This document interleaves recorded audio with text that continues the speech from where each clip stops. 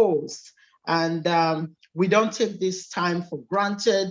We appreciate you tuning in and spending this an hour, 30 minutes with us, where we're going to be talking about purpose and what purpose means to you and even to me.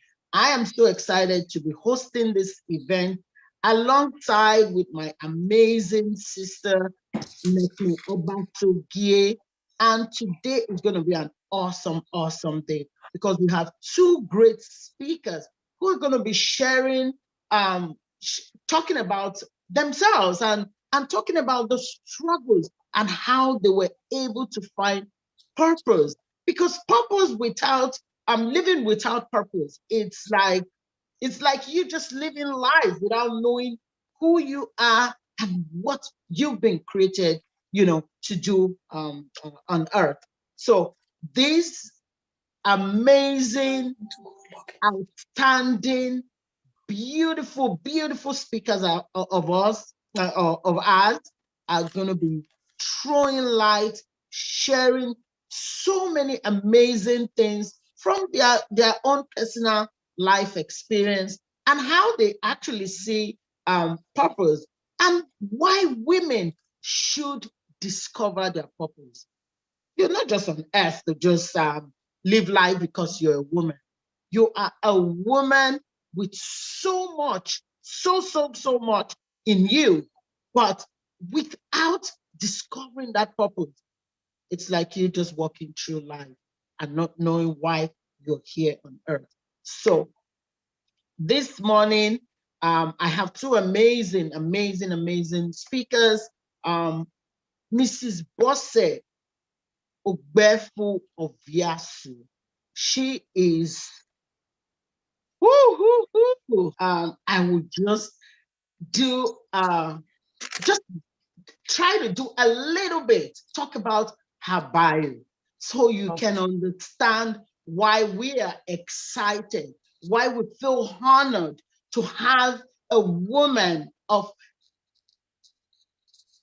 what's the best word to qualify this woman?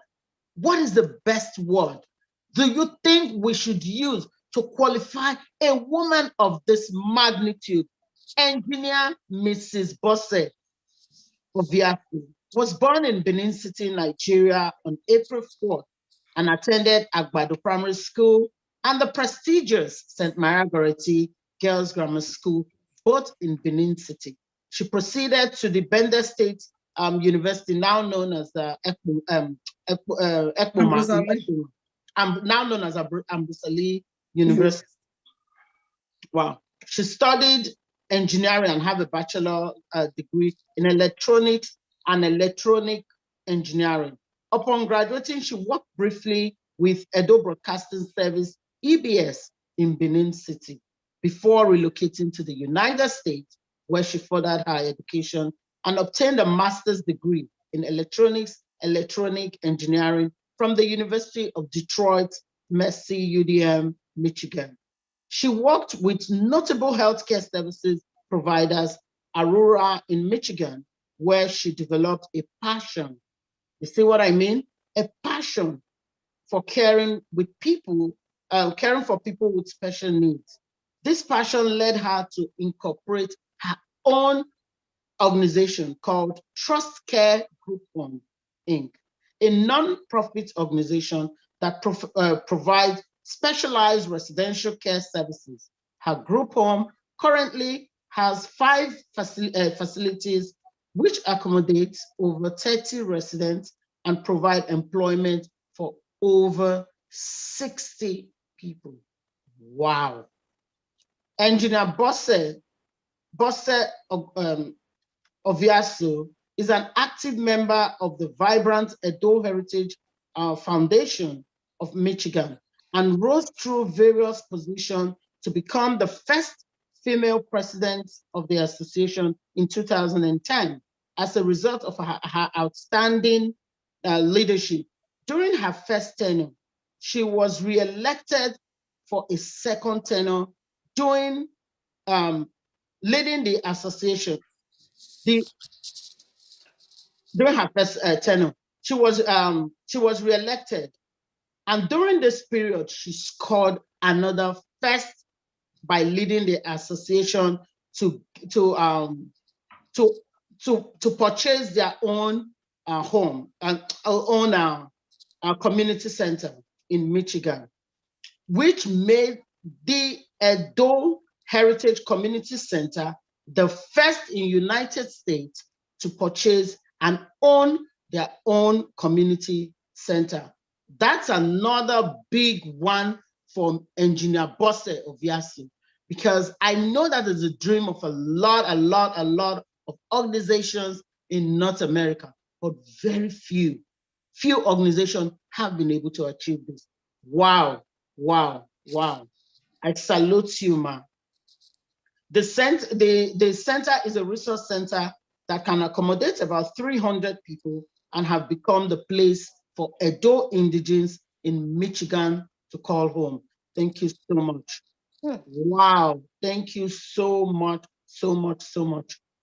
Engineer Bosse of Ogbefu of Yasu is also the immediate past two-term vice president and two-tenor of her high school alma mater, Goreti Old Girls Association, GOGI. Wow, wow. A philanthropic non-for-profit organization that has awarded several scholarships to young students in the high school. Bosse is currently the vice chairperson of the fundraising committee in of GOGI, where they're doing fundraising to raise community committee constructing a 10 classroom building in the school.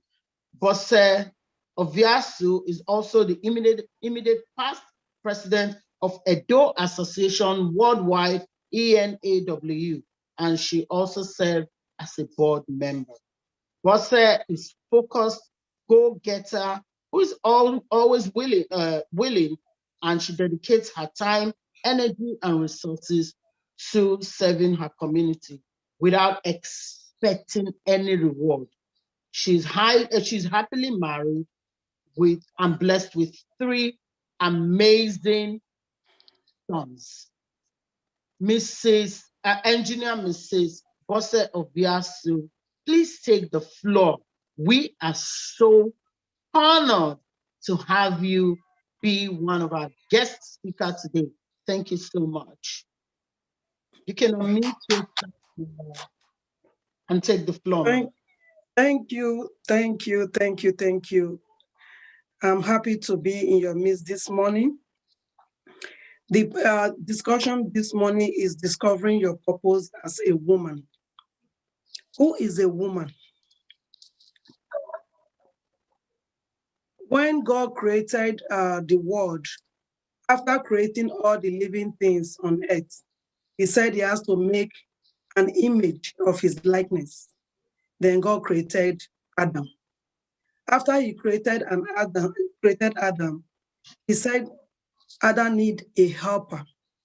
If you read the book of Genesis, starting from Genesis chapter 1, by the time you go to Genesis 2:22, you will see when God took the rib of Adam and created Eve to be a helper, the word helper.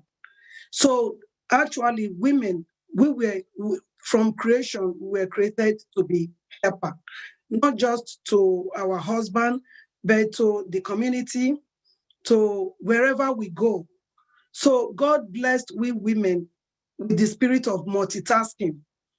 If you realize that women, when you are married, you are a wife to your husband, you are a mother to your children.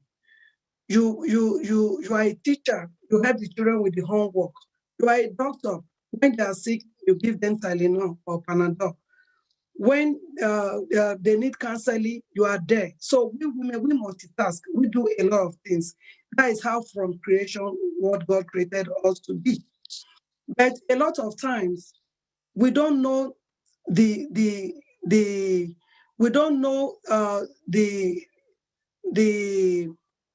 purpose for which we were created.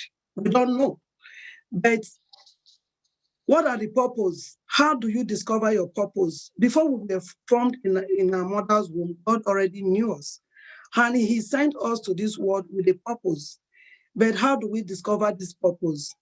If you are the spiritual type, you can discover your purpose through prayers and revelations. Sometimes God can reveal things into your spirit man, and you walk towards it. You believe in it. You train yourself into that purpose. You get it. There are sometimes you don't even know that you have a gift that God deposited in you. Others see you from outside, and they bring out that gift out from you. Then you will not realize that, oh, so I am good at this thing. Let me give an example with myself. Being a president in Michigan, I didn't just wake up. I thought about it, but I didn't know. I didn't have the names or the God, because we have so many men that are educated in our association. I didn't know I had the guts to be able to stand and be the president. I want to give credit to one engineer, Mr. Felici Yoa, who said, Madam, I've seen things that you do in this association. You're always happy. You're always happy when it comes to end of year party. You come up with Santa, so that just to spice up the ceremony. You put Christmas thing. There are so many things that you put in. I can see things in you, and I know you can do it. He kept telling me that behind the scene, and I said, okay, let me stand up one day. I said, I want to become the president. And as you know, for those that lives in Michigan, that position has always been main thing. But I decided, I said, you know what, I want to be a president. But I could see vision of things, so many things that we can do, more than just holding meetings. And thank God I won that position. When I came in, we were holding meetings in houses, and I said, where the number is increasing, I think it's time for us to have a place to call a home. So that is how the house thing came about that you just introduced. So I worked so hard for us to be able to acquire that building, which we bought without mortgage, cash. So what am I trying to say? Discovering your purpose. There are women in our community, in our society that have worked. Each and every one of us, we're all blessed with different purposes. It's the ability for you to be able to recognize the gift that is in you, so that you can train, either by training or education, to be able to develop yourself, to acquire it. It takes a lot of hard work. And God created women. We are smart. We are smart women. God created us with smartness, you know. So let's talk about the country that we are in. I'm in America. The first female, the first female vice president of United States of America is a woman. This is a woman that came from, that was raised by a single parent in a middle class living. She was catching bus from home to school and struggled. She read law. Then she became the Attorney General in California, of California. And from there, she worked her way through and became the first female vice president, which is the highest rank official in United States of America for female. That is a woman.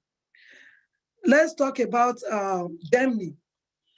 Angela Merkel, the Chancellor of Federal Republic of Germany, is a woman.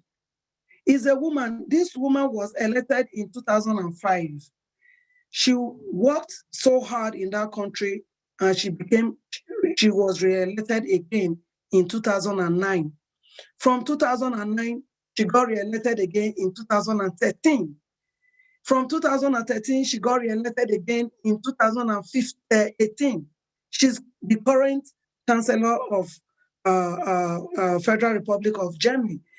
Chancellor, just like President of America. That is the. So what am I saying? That women have so much power and authority to do so many things if you yield yourself to it. That yes, I can do it. Yes, I have the passion for this. And how do you know about this passion? It has to come from within. When you find yourself doing things effortlessly, you just find yourself doing it. It gives you joy to either to serve people. It gives you joy for you to bless somebody. It gives you joy for you to mentor somebody, to put smiles in the faces of others. When you do stuff like that, it just comes from within. It's not like anybody is telling you. You know that is your passion. You know that is your purpose on earth. So relating that to myself too, there are so many people I have empowered.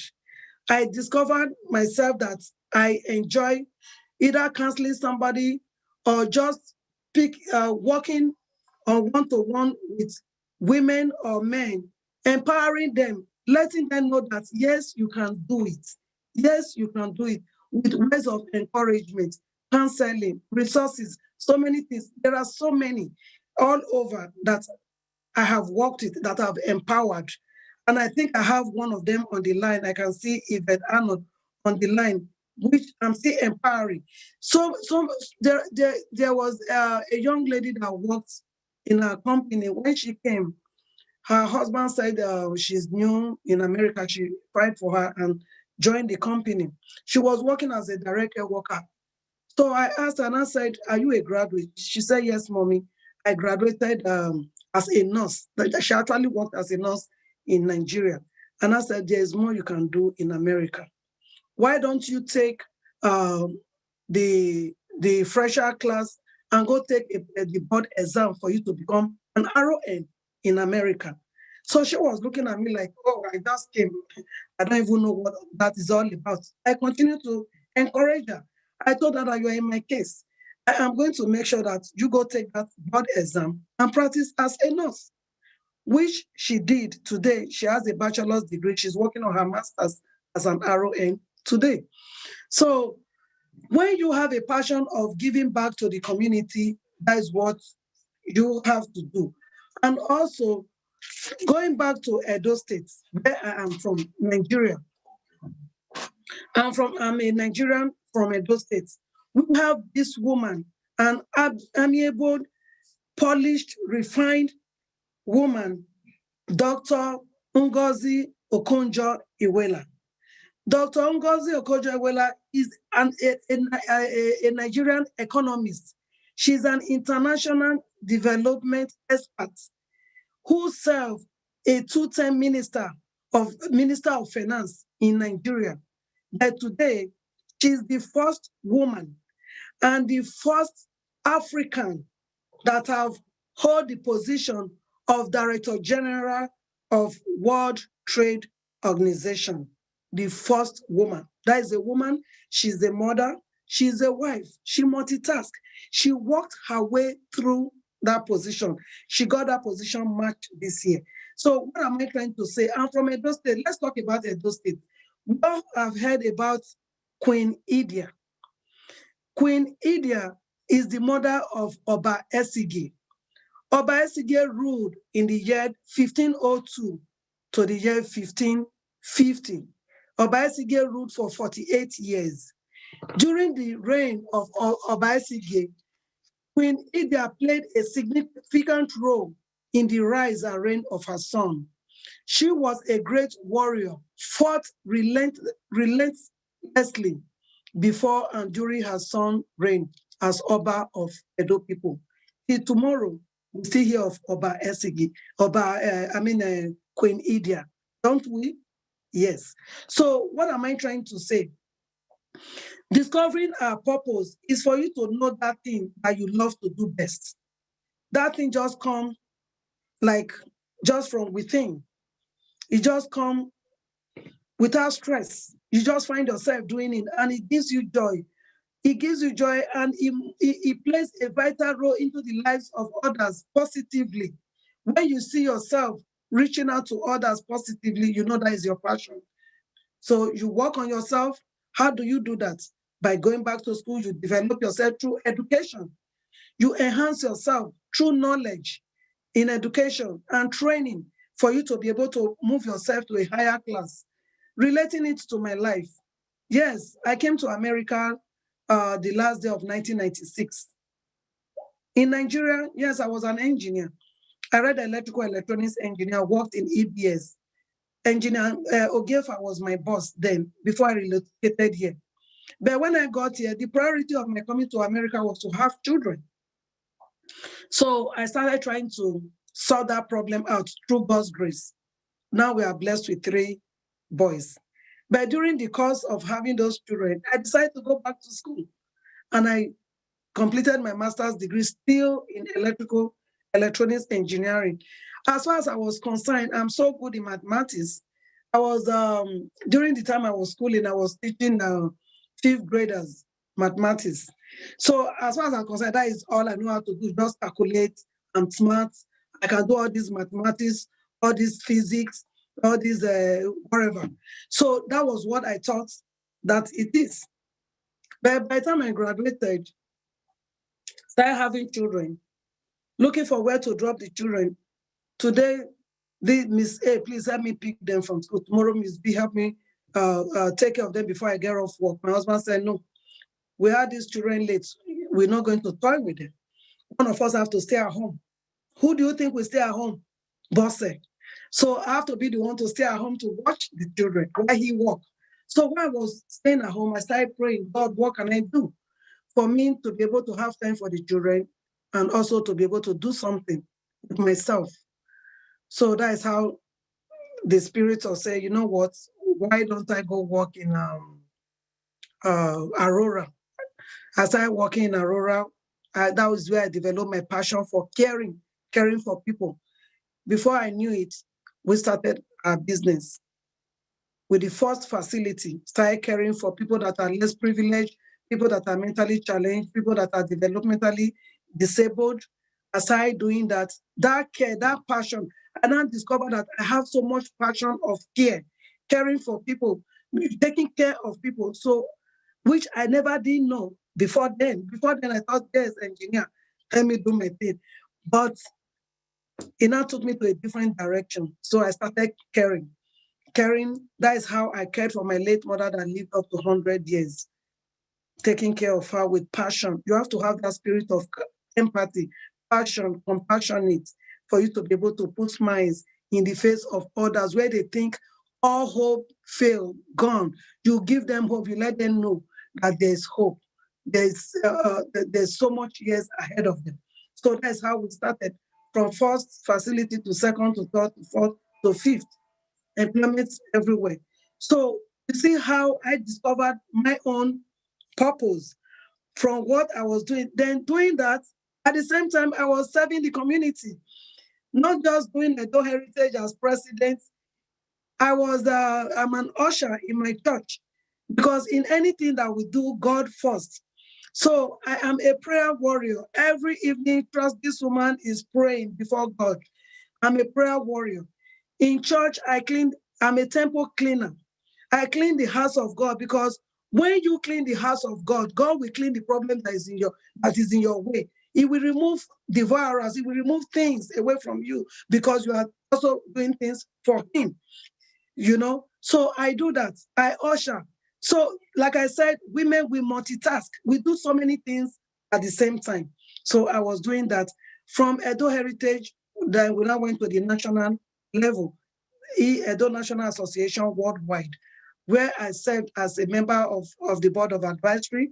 From there, I became a vice president of the worldwide ANAW.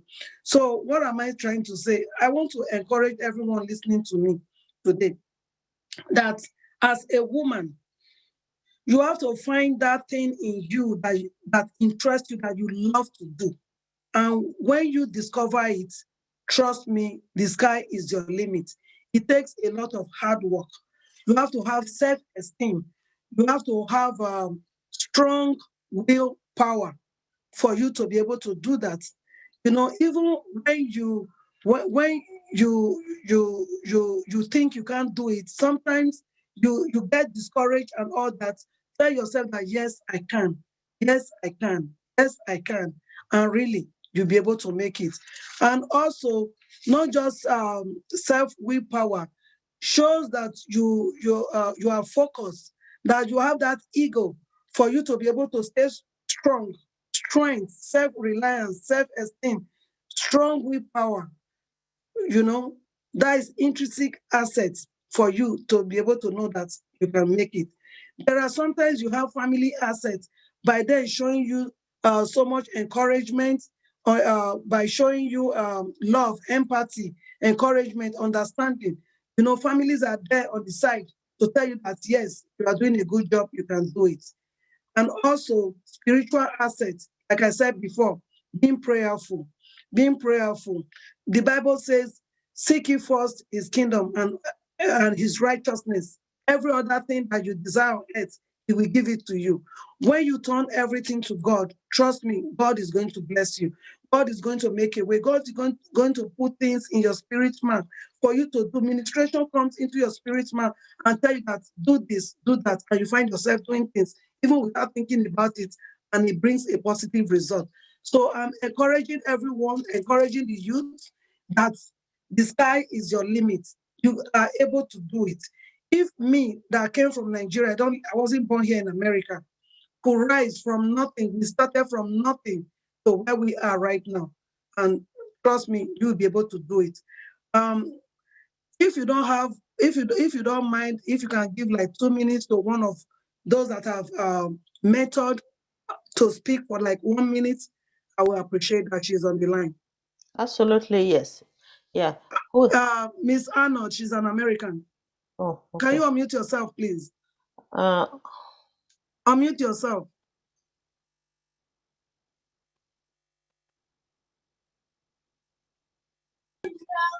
Okay. Yeah, good afternoon or good morning. Good morning, everybody. Good morning. Hello. Yeah. That is Patience. I didn't book Patience. What do you mean you called? I was calling Yvette. You can go ahead. It looks like we lost Yvette. Patience, go ahead and say something. Oh, yes. I'll be listening to Mrs. Obiasu. My name is Patience Kogiawe. I'm married here in the United States with 4 kids. Ms. Obiasu has really been my mentor. She mentored me from the moment I came from Nigeria. She was actually the first person I really talked to.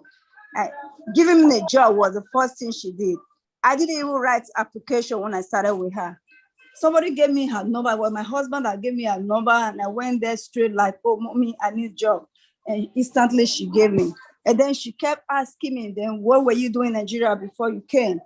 So I told her I was a registered nurse. She said no. So anytime she comes to the home I was working, the group home I was working, she was like, this is not where I want you to work. I know you are working with me. You just have, like, you are so comfortable working here, but this is not a place you should work. You have to write this test. They say there's a way they will write NCLEX that you pass, and then you'll become somebody else. You'll be better than this position you are. And then she kept pushing me. Anytime she sees me, she's gonna like, you have to go read. See, you have to study, Then she pushed me to the extent that, but I wasn't giving up.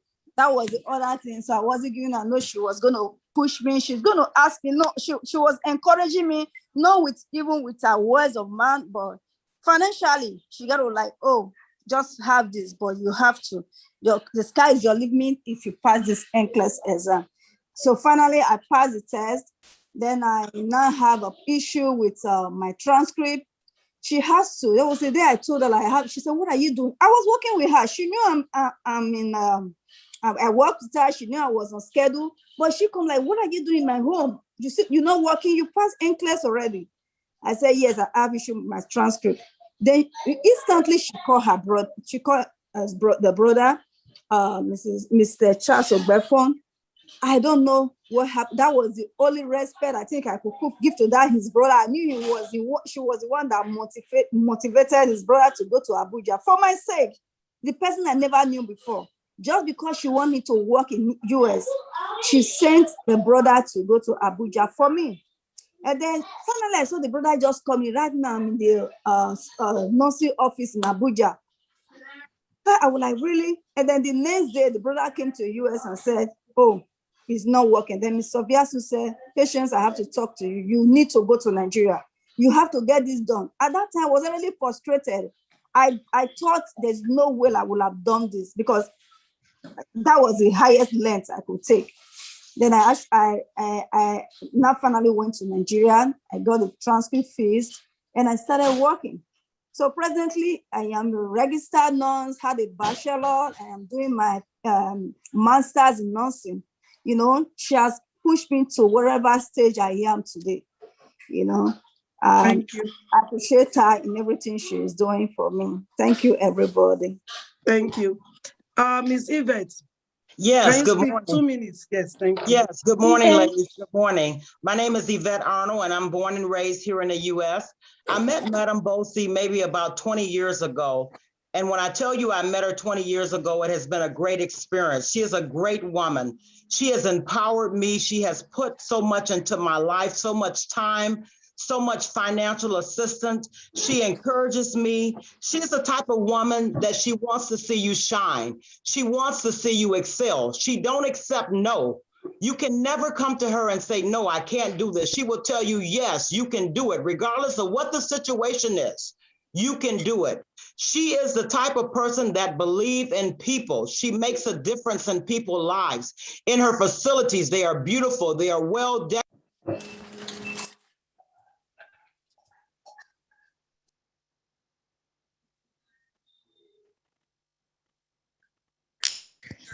What happened? Yvette, we can't hear you. Can you unmute yourself? Hello? Yvette, we can't hear you. Unmute yourself. Can you hear us? Yvette, unmute, please. Unmute yourself. Encouraging me, letting me know that there is a brighter day. We were not hearing you, Yvette. She didn't mute herself. She didn't mute herself. Okay, go ahead. Oh, you unmute yourself. Unmute yourself. Okay. Can you hear me now? I hear you now. Yeah. Yes, I met this woman years ago, and since I've met her, she has been an angel in my life. She is very compassionate. She is very giving, very kind, very loving. She has resources, motivation, encouragement. She's a shepherd. She's a leader of the people. She brings sunshine into people's lives. She never accepts no. She never allows you to give up. She's always there with that push to say, you can make it, you can do it. You can go ahead to the next level. She is great. She is wonderful. I don't know what I can do to say to the people, but she is a woman of great respect, a woman of integrity. She cares about everybody. It's not about Black. It's not about white. It's not about green. It's about everybody. She is a lady of the people. She has drive, motivation, encouragement. And I mean, this is not just today. This is not just yesterday. This is every day. This is who this woman is. She is the shepherd of the people. I believe in her because she has believed in me. She have encouraged me on so many levels of my life. There was a time months ago that I wanted to give up. I don't know. I said, God must have gave this woman something about me. She came to my house to find me. Like, where are you? What are you doing? Get up. You need to make a change. I am going to make you my project. And I guarantee you, since this woman has come back into my life and told me that you are my project, I have begun to stand. I have regained some confidence within myself and know that there are brighter days ahead of me, all because of her integrity, because of the light that she shines on me and others. And I thank God for her, and I pray for her, and I pray that God continues to bless her. Thank you. Amen. Amen. She is a sunshine lady. She is definitely the sunshine lady. And Amen. She brings life to every situation. Thank you. Life, she brings that encouragement. And I thank God for you, madam. Thank you. Thank you.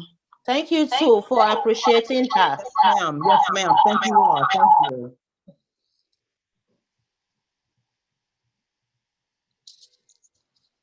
Wow. Thank you so much, Yvette. That was actually that was an amazing testimonial coming from someone that have touched lives. So yes, ma'am. you can attest to the fact that she discovered her purpose. Yes, and ma'am. She ran with it. Yes, ma'am. To lift people up. Yes. What people? And there was one thing you said, I will make you my project. Yes. When can go to that length to say, you have become my project. Yes, ma'am. It is now, the burden is now upon me to make sure that you find your own purpose. Yes, ma'am. Discovering your purpose as a woman, it's not just about you waking up and staying in one place. Yes. And then shutting the world against you. I've heard people say that, oh, I'm very quiet. I can't really do this. I just love going to work and coming back. Oh my goodness. I just want to let you know today that no, God created you for more. God created you for a purpose, not just for yourself, your immediate family, and maybe friends around you. You are a voice. You carry a story. People need to hear your story. Yes. In order for them to get, to find hope. Thank you so much, Ms. Yvette. I really appreciate you. We're going straight on now to call our next speaker. We will give people an opportunity sometime later for people to ask questions. Please have your pen and have your questions ready. I am quite sure Engineer Oviasu and our next guest will be ready to take questions quickly. But if for any reason, you can also make use of the chat section there. Please try to get the chat box busy. I know we're streaming on YouTube as well as on Facebook. So if we have questions coming from Facebook, YouTube, please get everything on. We will take all questions for sure. So I am going on now to get our next guest.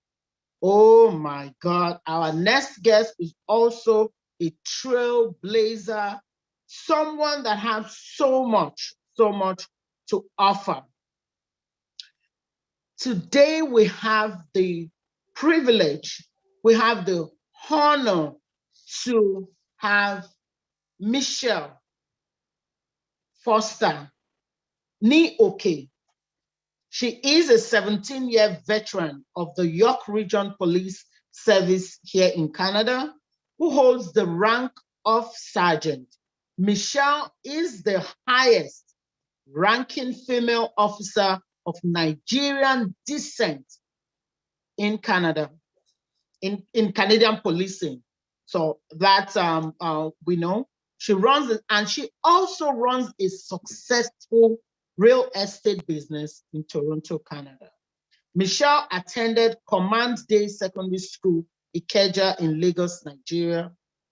She holds a Bachelor in Justice Studies and Masters of Arts in Leadership.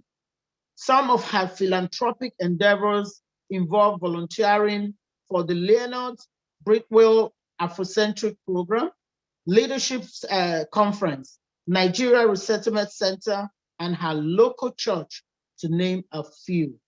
Michelle endeavors to mentor young Black girls within our Black community here in Canada. She influences the community by helping women and girls find their voice and occupy their space. Michelle is happily married and mother to two beautiful, amazing kids. Michelle, thank you so much for joining us. We don't take this time for granted. I know you're actually at work right now. Michelle, please take it from here. Thank you so much for joining us. Hello, everybody. Good afternoon. How is everybody doing? I hope you guys are doing very well. And like Isoke rightfully said, I am at work. Can you hear me okay? Can everybody hear me? Yes? Okay, great. So I thought a little bit, when Isokin had asked me to speak, I thought a little bit about the topic and inspiring women. And I just tried to go through the archives of my life and just to see who are the women that inspire me. And then when I looked at the women that inspired me, I thought, what did they do? What specific actions did they do that made those things that they did in my life so inspirational? And that's how I kind of approach today. So I'm going to start the day off by telling you a story. And the first person that came to my mind when Isokin asked me to speak was actually my mother. And I'm going to tell you a little bit about how I landed into this career of policing, because when I was a young person, if even my grandfather will tell you now that everything I used to say was medical doctor, medical doctor. I was going into the medical field as far as I knew my life was concerned. So how my journey started is when I came to Canada. I finished school. I went to one of the community college. I graduated and I started working. And when I was working in the insurance industry, and I was working almost 9 to 10 hours a day at the office and bringing an extra 3 hours to 4 hours of work home just to stay on top of my workload. And I wasn't making a lot of money. So I said to myself, after a while, you do this for a few years, we're human, we're going to get burnt out. So I started to get burnt out. I was living at home with my mom, and I would just complain and complain and complain because I did not know any other way. And the only person, it was like, Mom, you're my mom, you have to listen, you have no choice. So she would just listen to me. And then she sort of suggested, Michelle, why don't you join the gym? And, I've heard that if you join the gym, it's a way of relieving stress. So I said, you know what, that's a good idea. So I joined the gym and I started working out. And this is to say how God is, how things come together. So I just started working out. I found this personal trainer. I was like, oh man, this is enjoyable. I'm enjoying it. I'm, the frustration I have building inside and taking it out on the gym equipment, and everything was going good. But then it got to a point where the workload just kept increasing and I didn't have any time anymore to go to the gym. So it was kind of like, oh man, okay, now what am I going to do? So it actually took a tragedy for this to actually come together. My dad, living in Nigeria, got robbed at gunpoint, and all his Canadian documents and everything got stolen. So he quickly called home. We thank God he had his life. He was not killed in the accident, but we had to go and report that all his driver's license, everything has been stolen. So we went to the police station, and me and my mom were best of friends. I went with her to the police station to make this report. Behind the counter was a lady, and she just looked so confident in her uniform. And I was like, man, look at this. And my mom was like, okay. So she said, please, she was very pleasant. She said, please sit down. I'll serve you in a few minutes. My mom and I are sitting there. And my mom just says to me, you, this girl, you are always complaining about your job. And my mom is not Nigerian. My mom's from the Caribbean, but my mom has lived in Nigeria. So I tell her she's an honorary Nigerian. So I tell her, she says, you are always complaining about your job. Look at this lady. She doesn't look like she has stress. Why don't you go and be a police officer? I looked at her, I said, Mom, what exactly are you talking about? Like, I'm not even, please don't say that ever again. I'm not interested in anything like that. So I then went, and after we filed this report, life went on. I now started doing some little research about how to become a police officer. What do you do? What do you have to do? Okay, first thing, fitness. Okay, well, I've already started working out. That's it shouldn't be too much of a problem. And I started looking.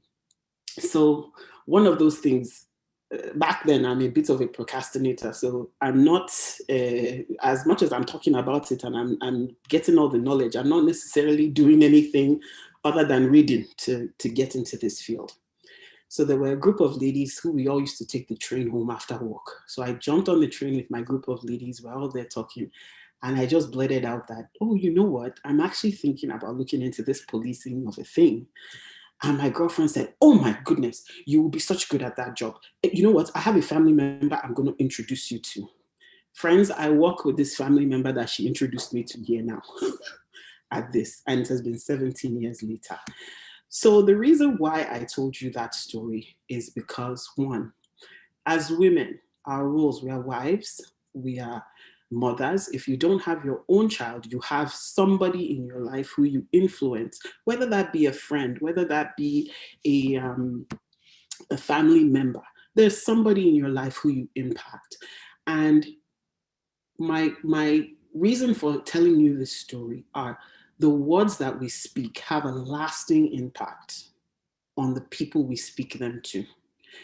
And because my mom said, go and become a police officer, I was like, I immediately dismissed it. It was like it came, it was like tennis. The ball came, I batted it back. And I said, no. But look at how those words of those encouragement, I don't know if it was God speaking to her in her ear and telling her what Michelle was going to do as an adult. But she started with the gym. I took that advice. She came with policing. I said, we're not doing that. And those words have dictated the last 17 years of my life. So I'm intentional. I'm encouraging you as women of influence and purpose to be intentional about what you do. If I tell you the day I told my mom, I applied and they accepted me, my mom cried. My mom finished a box of Kleenex. It was a mixture of, many children don't listen to their parents. I'm happy you listen to me, but oh my goodness, the danger, the danger, the danger, the danger. And I said to my mom, Mom, if you look at this thing, so I laid it out. I said, Mom, you told me walk out. Look at how walking out has now prepared me to propel me in this direction, right? I said, if God told you to tell me this and it's all working out, well, I just simply have to trust that God's got my back. And ever since then, I've lived that way. My mom taught me to be very, very close. You start with everything, you think about it, and then you pray about it, and then you move forward based on what you know. So that has always been the foundation from kids growing up in Nigeria. We're going to church together. It has never, my mom, anything I want to pray about, I'll first tell, there's a few people I have in my life that I'll tell, and they help me with that. But that's just the formula that I use. And I truly believe that the words that we say to our friends, the words that we say to our kids, definitely impact. So as women of purpose and finding your role, I really do think we have to be intentional about what we say to our kids, about how we encourage them, about how we lead blessings into their lives. Because even with my kids at the time, when I was the only Black female at the whole station. Can you still hear me? It's telling me my internet is unstable. Okay. So I was the only Black female at the station. So think about it, 500 people or more in one place, and you're the only Black female there. So, sometimes I'll be like, man, I can't make a mistake, because if I make a mistake, they're going to know that it's me, because it's only me. But you just have to trust that if God put you in a space, there's a reason why God put you in that space. And you have to trust and know that you're going to succeed no matter what. You can't do it on your own, but you're going to succeed because of that trust and because of that relationship that you have. So I'm here to encourage you today to, and I'll tell you, yes, my education, I went back to school after I got this job. When I went back to school, in fact, the last paper I wrote after I just had my daughter.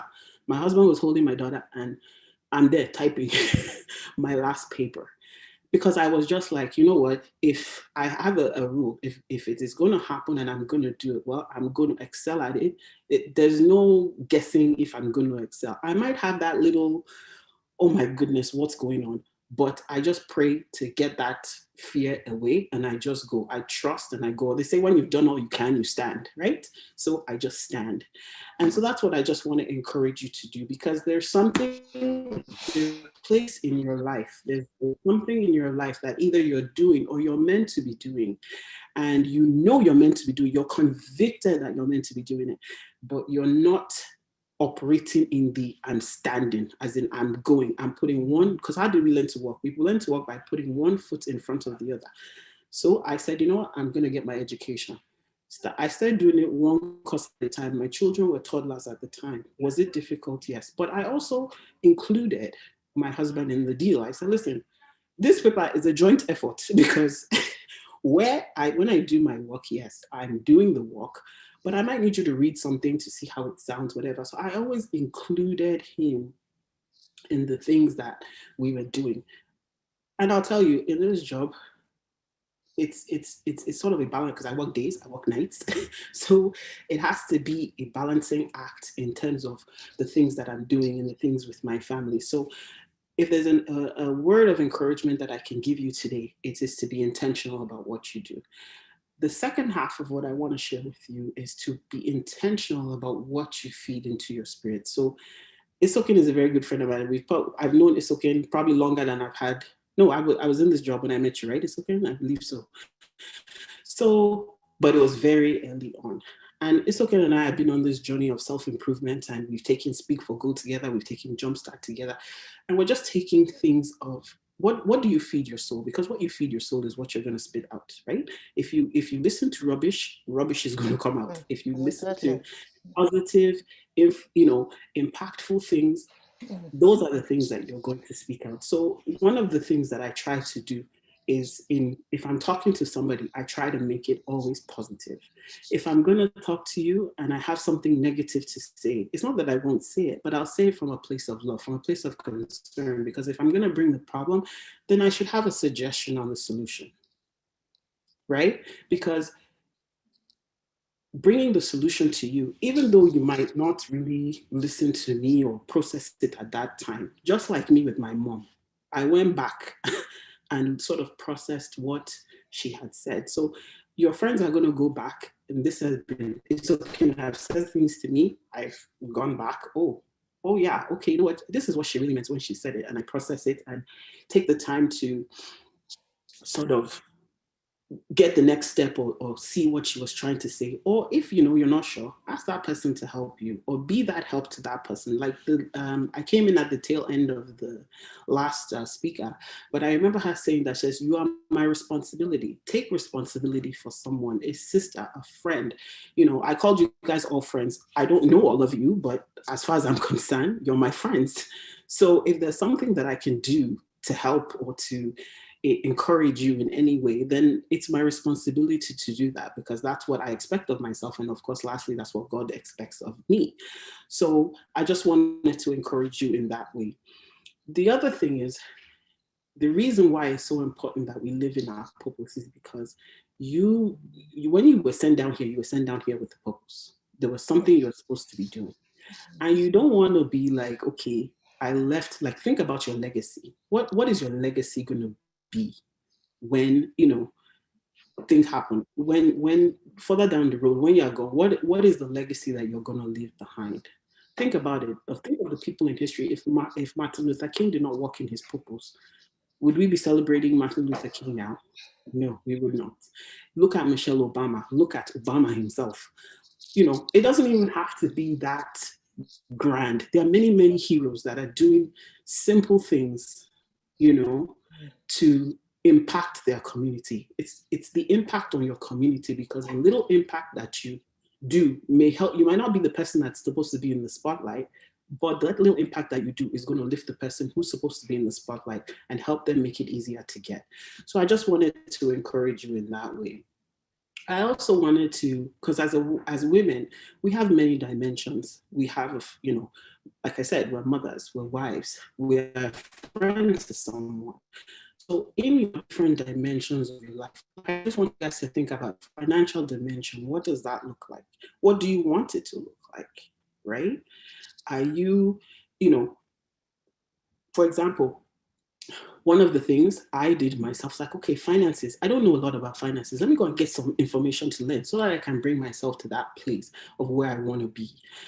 In terms of your friends, as your friends, how do your friends see you? When you come together with your friends, what does that space look like? As girlfriends, what do you talk about? What do you do? Because I think as women, we have to influence every single aspect of our lives in terms of finances, your relationships with your friends. I'm just naming a few different places, in terms of your spiritual walk. What does that look like? And I just try in my, and I'll tell you, Isokin wanted me to talk about this, but there was a time when Isokin would be like a loudspeaker blasting Michelle, Michelle, Michelle. I was hiding, crouched down hiding because I'm shy. I would be like, no. She'd be like, how can you have the job and you're so shy? I'm like, it's not that. It's just because in the community, in the Nigerian community especially, it was, I had received initially some negative feedback anytime I said what I did. So I just said, okay, you know what? I'm just going to not say anything about it at all. And then it wasn't until the other day, a few years back, that it was like, why exactly are you hiding? That do you know that you're the only one from like Yoruba land that we know?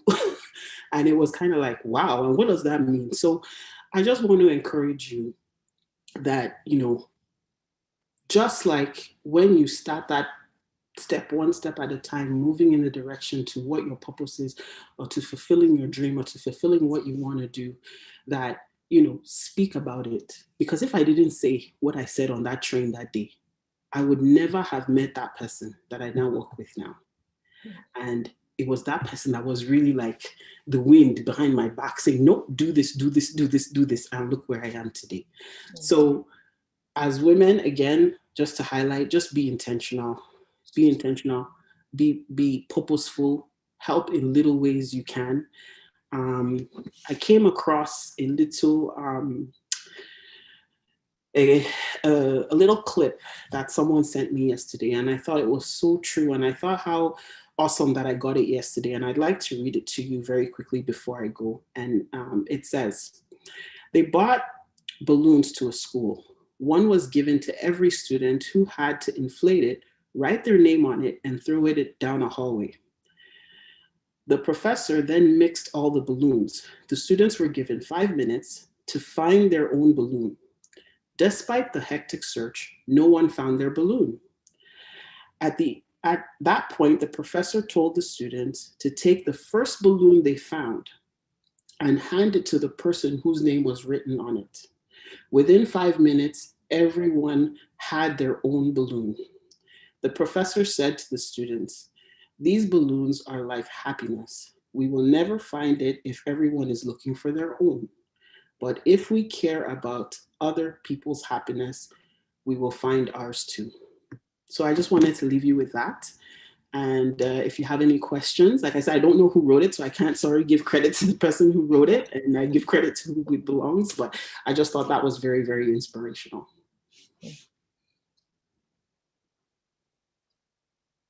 Yeah, thank you.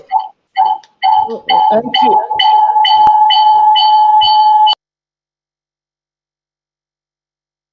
Thank you so much. Thank you so much, Michelle. We just appreciate you. I know that you try to just concise everything, because if you go on today, we will not be able to leave this place on time. I know that you've shared some very interesting story about your upbringing, because first you were not born in Nigeria. Were you born in Nigeria? No, I was not. I was born in Canada. Oh wow! So how did you end up in Nigeria and attending command secondary school? So, like I rightfully shared, my parents met here. My dad is Nigerian from Oyo State, and my mom and dad met here. They had me, and when they had me, my mom decided, listen, you have to know your dad. You have to know your dad's culture, and she just decided that, listen, you guys, we're all going. So we moved to Nigeria. And I lived in Nigeria, went to primary school in Nigeria, went to secondary school in Nigeria. And then after that, my family decided that we were moving back. And so that's how I ended up in Nigeria. And my mom, being who she is, was like, she told my grandmother, don't speak English to them, speak Yoruba to them. my grandmother, she would leave us at my grandmother's house in Isaleko for like a week so that she and my grandmother would just try. And so I think I've lost a little of it now, but I still like understand Yoruba. And in cases, it's actually helped at work where it's like, oh, you know, I might not be able to speak it back to you properly, but I do understand what you're saying. And it breaks down barriers because, you know, it's not like Canada is not like the UK where there's Nigerians everywhere. You know, we don't have as many here. We do, you know, now it's improving, but it does because I'm able to educate my coworkers and speak on things that are, you know, that are cultural. And I identify very much with my culture. My children have never been to Nigeria. My plan is to take them there. COVID kind of put a break on that.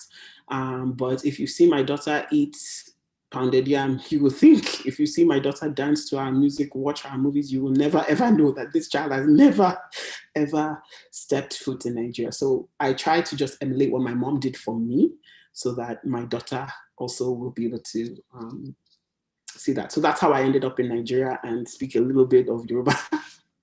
Okay, Officer Michelle, I'll Yes? come in here to ask you one brief question. Sure. You said you can speak Yoruba. Please, can you just at least one sentence for us?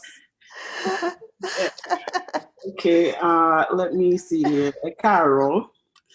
That's good. That's good money. Carol is good money. Bonnie, how are you? Okay. So yeah, so I do understand a little bit. When my dad is here now, so I'm rapping with my dad, like, okay, what is this? How do I say this? You know, so I try to pick it up as well. And the other thing that I did to sort of keep up with the languages, I started watching Yoruba movies that were speaking Yoruba because they're subtitled. So if I didn't understand, I could just go down to the subtitle and understand what was being said. So that's another way that I'm even teaching my daughter to be like, and I speak to them a little bit, like if I say Joko, did they, you know, they understand what I'm saying. Awesome. You are such an inspiration. We are proud of you. And I have one question. During your journey of becoming police officer, who were your mentors? I know you mentioned your mother. Yeah. Who are other people around you that mentored you, that supported you through the journey? So my siblings were my brother especially was a very big support. And you know, my dad was a very, very big, so my parents were like full blown behind me, you know, 1000%. My friend, like I rightfully said, I have a few key people that were, you know, either praying for me or behind me in that regard. My friend was there for the technical aspect of it and just helping me understand what I was getting myself into. But definitely it was just friends. And like I said, I met Isokin probably a year after I started. So that's to tell you. So then we became, till today, we're still good friends. And I still have even those ladies on the train, we are still good friends. So they were there rooting for me as well. So it was definitely a community effort to help me to get to where I am. For sure. Thank you. Thank you. I have another question for you. You know, before you leave, I know I have a few questions for Engineer Oviasu as well, but since you're still on, I'm just going to go straight on to you. As a woman of purpose, that live a purposeful life, you're very intentional, you're very conscious about impacting lives and impacting many around you. How difficult is it for you as a wife?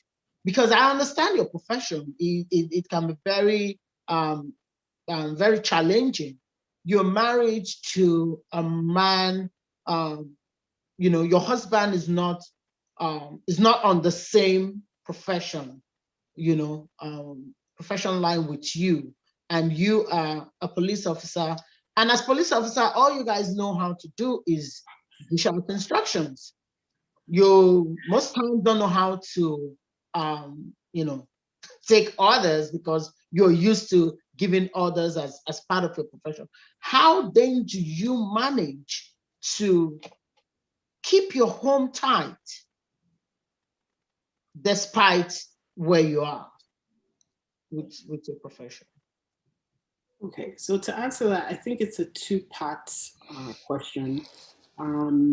The person I married is very understanding, is very, and I got married after I got this profession, so they met me like this, so to speak. And so is very understanding about how it is. But don't get me wrong, there were times when it was like, because like Isokin rightfully said, I think I might have even shared it with her, that one day it was, my husband said, you know, this is the house, so this is not out there where you are backing orders and everybody is just listening. So it was kind of like, oh, so like after he said it was kind of like, oh yeah, like those values that my mom instilled, like I said, I just have to look at my mom. My mom moved to a completely different land, did not know who, my mom would tell the only person she had was God. She did not have anybody else. So those values that my mom instilled in me are still there. So, you know, and I always say to people, even when I talk to parents in my line of work, I always say those things you do are still, they are embedded, they're in the DNA of your children, of the people you impact. It might not come out now, but they are there. So those values were always there. And with my husband, we've always said, okay, you know what, we're going to talk about it. And so there was also books that he read, because I gave him a book, Emotional Survivor for Families of Law Enforcement. So he could understand how it is for me. And I could, you know, so because sometimes I come home, I'm in days, I'm tired, I'm sitting down on the couch, I can't even talk. But he now understands that, okay, this is something happened today. So he will quickly like, okay, you know what, kids, let's go for ice cream. And he'll take the kids and just give me that time. The other thing that I do is I make sure I have time for my friends. I have time, because that's where I'm going to, you know, get my little girlfriend time. We'll talk about things that, you know, and that influences. So the happier I am, the more my home is going to be happy. The more, so I create those times to self-improve. I create those times to read. I love to travel, so I create those times to travel. You know, whether I be road trip, whether I be on a cruise, we're good. You know, before pandemic, of course, we were able to do those things. So it's just taking the time for myself to love myself. Has helped that relationship. It's also, you know what, if there's something you see and, you know, I correct you with love, please just correct me with love, or let's have a conversation about it privately. And then, you know, after we had that conversation, well, how were you feeling? Or how was I feeling? And it wasn't always like that. Before, yeah, it was like this at first, but then we sort of had to go back to the drawing board of how is this going to work? And even with my kids, I've had to have conversations with them in the climate we are in my profession. They've had fears. My daughter, you know, my parents watch CNN. My daughter sees it. She, you know, has a conversation with me. So I've had to be intentional about speaking and about encouraging open dialogue. And one of the ways also we've done that is on Sundays, you know, if I'm working a day shift, we'll do lunch. If I'm working a night shift, so if I'm working a night shift, we'll do lunch. If I'm working a day shift, we'll do dinner. And there's no devices at that table. There's no TV. There's no nothing. It's just time for, how was your week? What do we need to talk about? So my husband and I will do that. And then we'll also do that with the kids. So that has also helped. But it's always just, you know, please don't let something get to the point where it's like, now, I've been doing this for 6 months, it's not a problem. No, when it starts, let's just have a conversation about it. So, and that has also helped. But definitely the books that we had read in the beginning, so I could understand the changes that are going to happen within me, and also he could understand what those are and how he can help me to recognize. So I always tell him, if there's a time, because, you know, it's an emotionally charging job, it can be taxing on your mental health as well. And I always tell, if there's ever a time that you see me and you see that there's something not right, please don't even ask. Just throw me in the car and let's go to wherever we need to go to get this sorted out. So I have those check-ins with him. I have those check-ins with my parents. Isokin is also one of the people that checks in with me as like that, because I have to be careful with my mental health as well before it becomes a problem. Wow.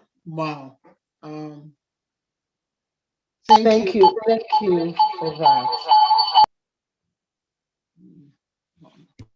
Thank you so much for throwing light to that, because that can be another challenge and fear for a lot of people who might want to go into this profession, but for some reason, things like, how would the world see me? How would my spouse manage with my kind of profession? And men too can say, oh, you know what, I don't want to, get involved with a woman that is in that line of profession. Within our community, we have these little talks about all women call the cops on their spouses and things like that. So it's good for us to hear from a woman who is in that line of profession saying, "Oh no, I might, I'm a police officer, but I don't take that route. I don't try to use my profession to make life unbearable for my partner." So thank you so much for that. Sorry, it's okay. There's just one thing I wanted to add. Like, I may be specializing in a certain area, but it doesn't diminish the work that my husband does. If something needs to be fixed in my house, my answer is turn it on, turn it off. If it doesn't work, I pick up the phone or I call him to fix. I don't have that IT, good with that. My husband is very good. He can build a house, break it down. I don't have any, but that doesn't diminish what I do. Doesn't diminish. It's not superior to what he does. He has his own side of life that he impacts. I have my own side of life that I impact, and together we impact. So, like I said, I do real estate. I love that. That's my fun. That's my happy place. So I took a passion and I made it into something, that I enjoy doing. So it's having other interests. Like I said, we're multi-dimensional. So it doesn't, one area, one person's specialization doesn't take away from the other person. And, I was actually sharing this with Isokin yesterday. A friend of ours came to the house and I said to him, oh, would you like a cup of coffee and whatever? And he just looked at me and I think he just kind of said it before he says, wow, I never thought that you would ever make your... We're losing you for some reason. Okay, we didn't hear the first part. I was like, uh-oh. To me, it was strange. Like, well, why? Like, I'm still so. It's okay. Can you hear me? We lost you for the first. Can you hear me? The first part. Can you repeat what you said? We okay. Can you hear me now? Yes, we can. Okay. So what I was saying, so what I was saying is my specialization or my line of work does not diminish from his. Do you understand? Yeah. Yes, we got that. Hello? You were talking about when you were serving your husband. I don't know, for some reason we yeah. The network is it's not working. I don't know what's going on. Yeah. Hi, Nisha, are you still there? Okay. It's not here anymore. Okay, she's not. And anyway, I know the story she was actually trying to say. It still wasn't what we were talking about, where people think, oh, because this person is this, I can't talk to them or I can't get them to do things. Because a visitor came to the house, she was trying to serve the husband tea, and the guy was like, oh my God, I didn't know a police officer does all this kind of things, that you still offer your husband tea and make sure he takes his vitamins. Wow. She's a woman. She's she understands her role in that space. So without taking too much of our time, please, if you do have any questions, feel free to raise your hand. You can use the icon there, raise your hand, or just leave your question in the chat box, because we're going straight on now to Engineer Oviasu to get her on, because we do have a couple of questions for her as well. Yeah. So, Engineer Oviasu, my first question will be, I know that you came to the US at the point where you were actually flourishing in Nigeria, yourself and your husband. How hard, or will I say, how easy was it for you to adapt into the culture and the system in America for you to get to this level where you are? Because yeah, we might have some people that are, you know, new in the country as well, and then they are second guessing themselves and asking themselves, why am I even here? What is my purpose here? How were you able to do the, you know, manage that transition? Thank you. It was hard work. You know how it is leaving everything you had back home, coming to a new place, new life, new beginning.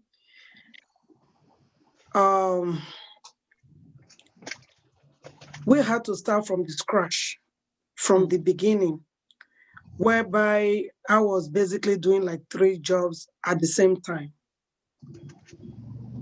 The purpose for which I came to America was the priority of why we were here. So while I was going through that process, you still have to get yourself together to get ends meet.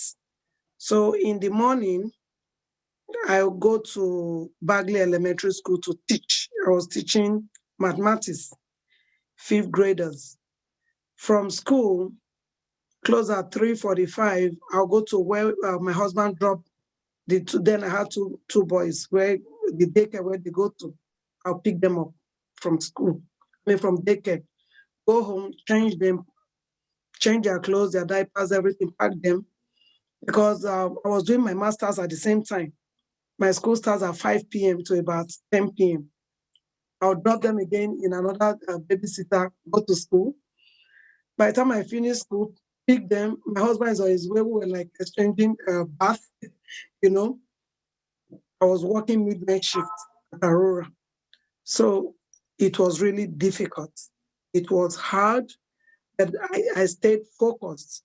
I was determined that that period was just a test of time. And I know that eventually we're going to come out of it to get to where we are today. So for that question, it was continuous hard work. Hard work. I never gave up and I stayed focused. Praying. Thank you. Thank you so much for that question, for answering that. Because when we talk of purpose, sometimes a lot of people come here and they lose focus, and for some reason they are away from what should be the center of their existence as people. How, another question would be, as a woman who have always been the first in almost everything, what, you know, just reading a little bit about your bio, you were the first female president of your club in Michigan there. You became the first vice president of ENAW. No, I was not the vice president. I was the second female vice president. Okay. Of ENA. Yeah. Of ENA, great. So how has it been working with men? We understand our culture as Africans. How easy or how hard can I say it has been for you working with men in that capacity? Surprisingly, I got a lot of support from them because I had things that I brought to the table for them. When you have an agenda that you are bringing to the table for them to see that this is a way forward, this is what we can do to move the organization or the association forward, a lot of them saw light in what I was saying, but some of them felt that how possible could this be? So they didn't have a choice than to just say, okay, let's support her, and let's see how we're going to do this. So to be honest, it was not difficult for me at all because I got a lot of support.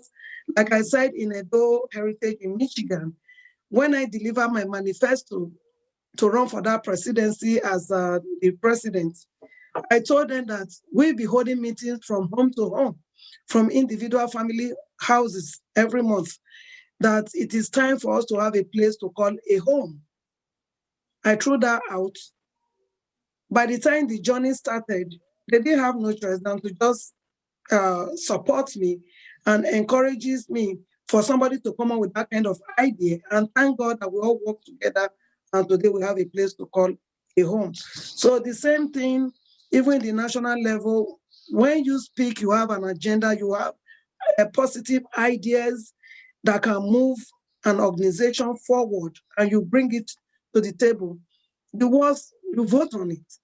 Then by the time you vote on it, whatever the vote is, that is what passes. So most times when I come up with ideas and they vote on it, it always passes because they know that I'm a woman of focus. They know I am energetic, I'm a go-getter, I'm a hard worker.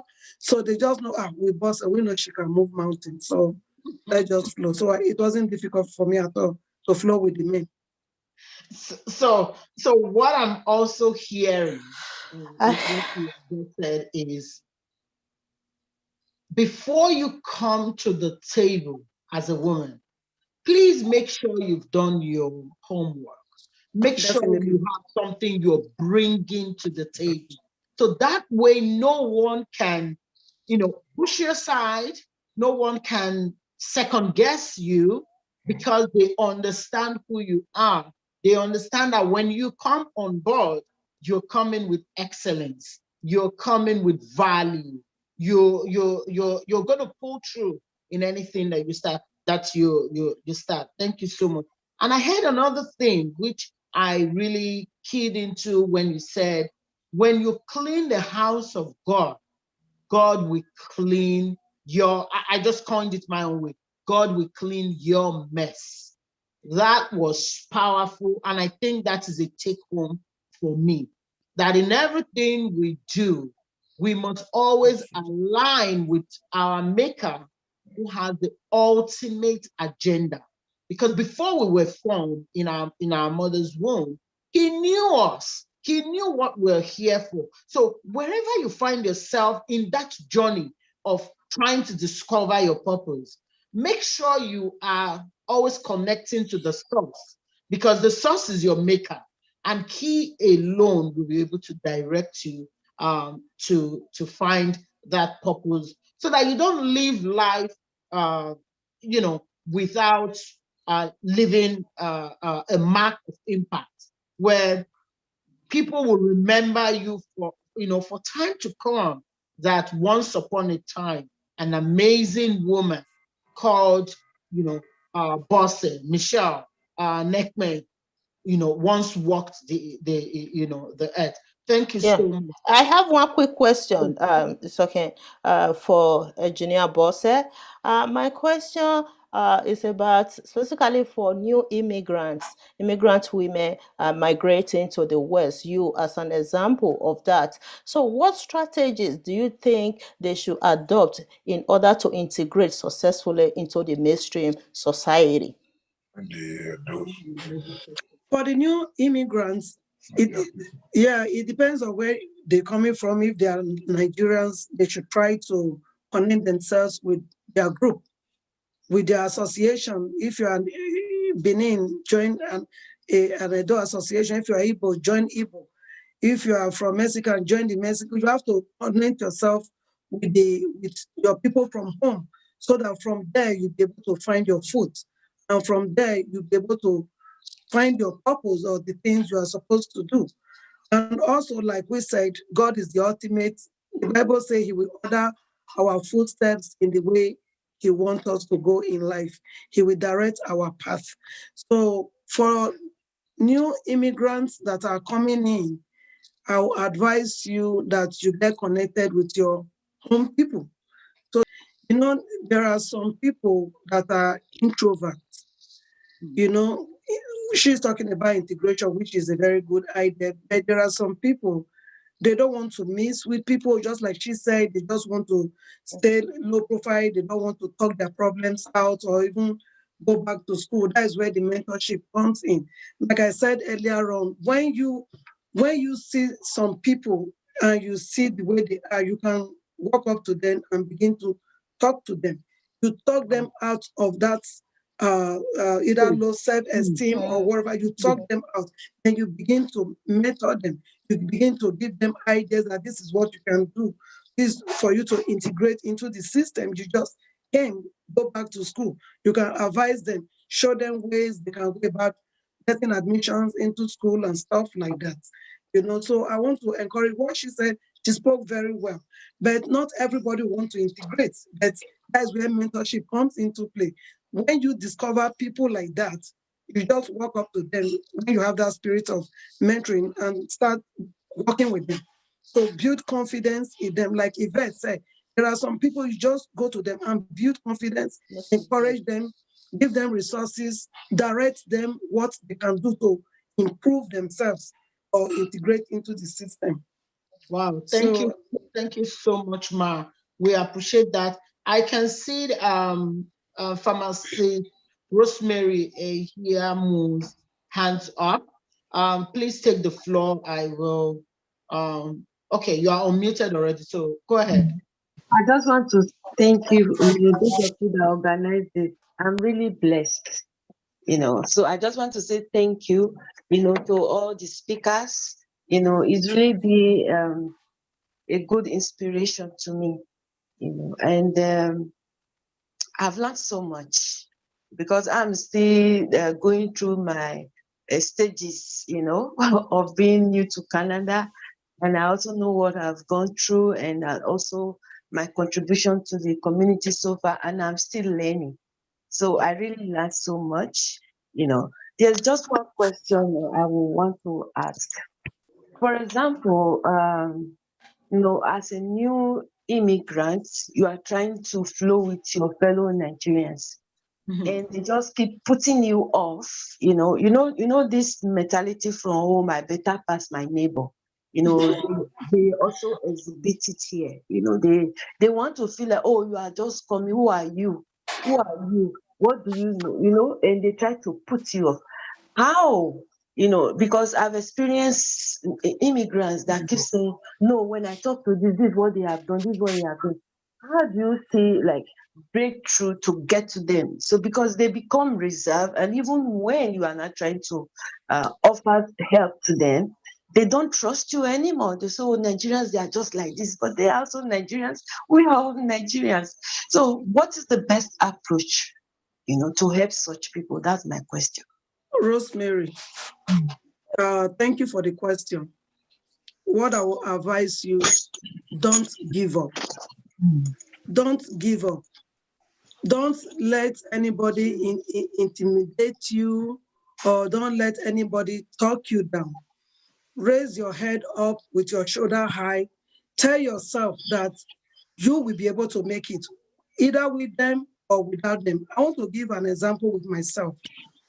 During the time of struggling in US here, when we also came, just like what you are saying, at a time, we started a business, what do you call it, a home health agency. And for you to get the license, you have to go through what is called accreditation. Your company has to be accredited by JECO or by CHAP. And for you to be accredited, you have to have up to 10 patients that you are seeing. Like, my background, I'm not a nurse, I'm an engineer, but I employed a nurse called a director of nursing to stand in for me. So I was going around trying to get those 10 patients so that we can be able to go through accreditation. So there's a family of us that we know very well. The husband is a doctor, the wife is a nurse, that I went there to approach them. And I said, please, they're Nigerians. I said, please look at the process of what we are trying to do. But even if we don't even get paid, I just need 10 patients. If you can just refer us some patients, just to get the number for us to be able to go through accreditation. The woman looked straight into my eyes and said, you, Bosse, no, I'm not giving you. No. And I said, really? Why? What did I do? She said, no. Do you know what I said to the woman? I looked straight into her, I shook my head. I said, I called her name. I said, before I was formed in my mother's womb, God knew me. And God has a purpose for me. I said it to the woman. I said, if this thing I'm trying to do is what God wants me to do, whether you turn me down, you don't turn me down, and God wants me to do this, I will still go through it. If you don't want to help me, God will raise somebody else to help me to get that thing done. I took my purse, I left the office. As I was coming, I called my husband, I was crying, and I said, I can't believe that this person that we know so well did this. But you know what? I was not discouraged. That gave me strength and energy for me to stay focused and continue to move on. That's what I'm trying to tell you, Rosemary. As I moved on, I started praying. There's nothing God cannot do. If only you can let him do the work for you. So I started praying and I said, what are we going to do? One day we were sitting in the office. Somebody just knocked the door. A white lady walked in. Her name is Katie. She then said, are you people hiring? I said, yes. She said, I'm a nurse. I have worked as a DON in so and so. I can bring in patients. I know a lot of doctors. I do this, I do that. Me and my husband, we looked at ourselves like, really? What? Praise God. Really? So this white lady just kept talking. She brought all her credentials. So we thought, I would not say, okay, fill out an application. I'm an engineer. My husband is an economist. You know, he's an administrator. We don't know that aspect of the business. So we let this woman come in. How much do you want us to pay? She told us, we came to an agreement. She basically took that branch of the company from us and ran it, brought all the patients. She sat in during that accreditation, and we got accredited, and they gave us 3 years. We passed. God took the stress from us. There are sometimes a lot of things we try to want to do the job by ourselves, if only we can turn it to God. When God says, if we call a man and you are not ready, we raise stone. We tell stone to rise up and do the work, and so that the purpose for you can be accomplished. Rosemary, whether Nigerians turn you down, they don't turn you down, the dream that you have in your spirit that you want to do, you will be surprised that even a non-Nigerian will be the one to help you. Hallelujah. You have to stay focused. You have to stay positive. You have to speak life into your situation. You have to speak positive into your situation. You have to put it into God's hand. The Bible says that he will bless the work of our hands. He said he's the one that gives wisdom. Ask from him, he will direct your path. He will give you wisdom, understanding, knowledge. So you will be surprised. So many things that I do every day, I don't think about it. My job is to pray. His job is to do the work. Hallelujah. Just do your prayers and just walk on the face of the earth every day. And you see that everything will just be falling in place for you. You yourself, you'll not be able to understand how the whole thing is working out. Then the same people that did not help you is not who came to abroad first that make it. You can come today and you supersede past whoever has been here for the past 10 years. I hope you. You're very right, ma'am. Thank you so much. God bless that you. was a great testimonial and inspiration. Thank you so much. I can see somebody else's hand. Yeah. So it's gonna be the last question before we end this program, because we are more than our time limit right now. So we have Latina Otomagie. Please just quickly come on board and ask your question. Hi, everybody. Good morning. Good morning. I don't have a question, just a quick contribution. Well done. Awesome event. Great speakers. Just a couple of things that I just see. Actually, I do work on women and gender. I'm a women and gender consultant. And just a couple of key takeaways that have come up already today, which I feel we can turn into a ripple effect for other Edo women that come into Canada.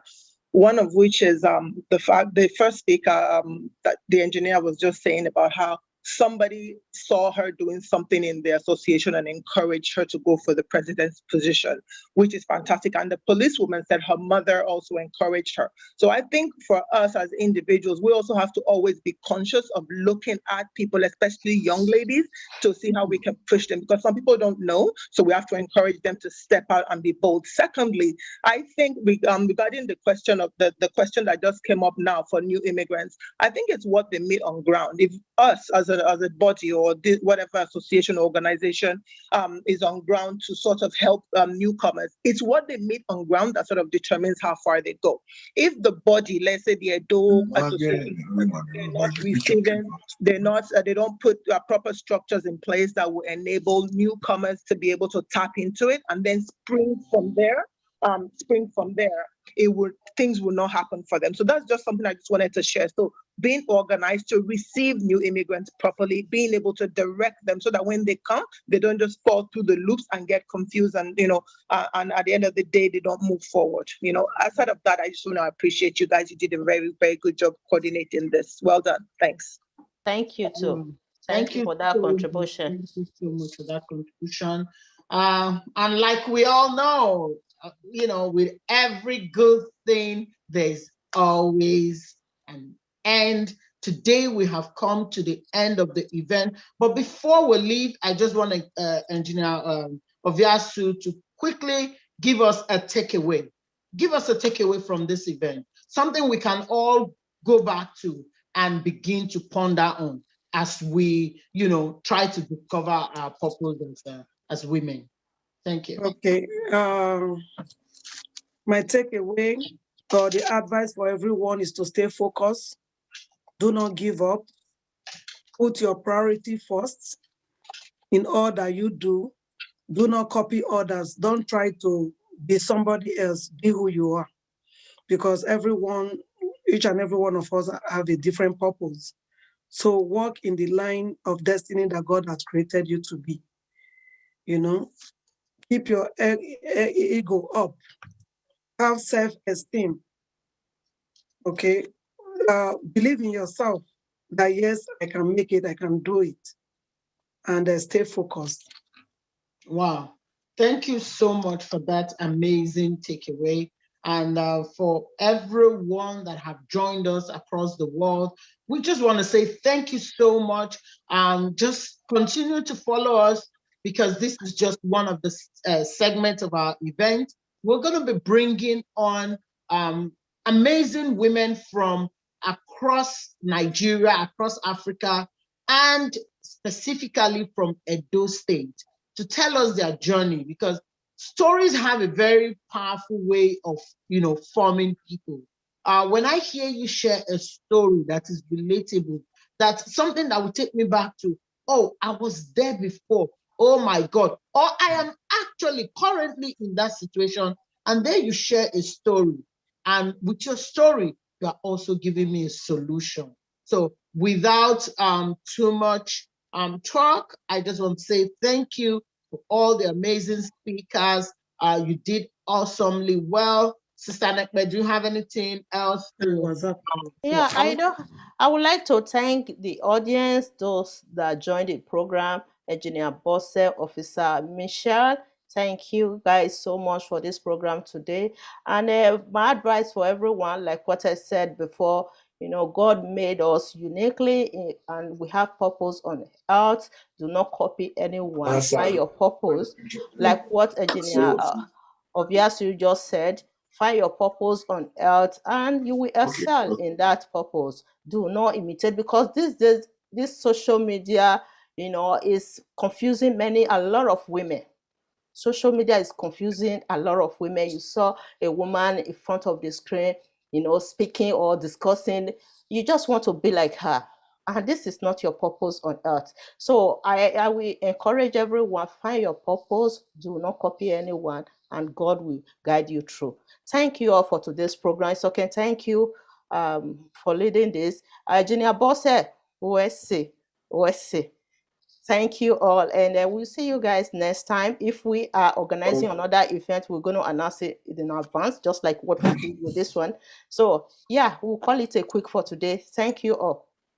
Thank you so much, Thank you. everyone, for joining us. Thank you. May the good Lord continue to guide us and, help us find purpose as we navigate through the path of life. Thank you so Amen. much. Thank And you all. Bye.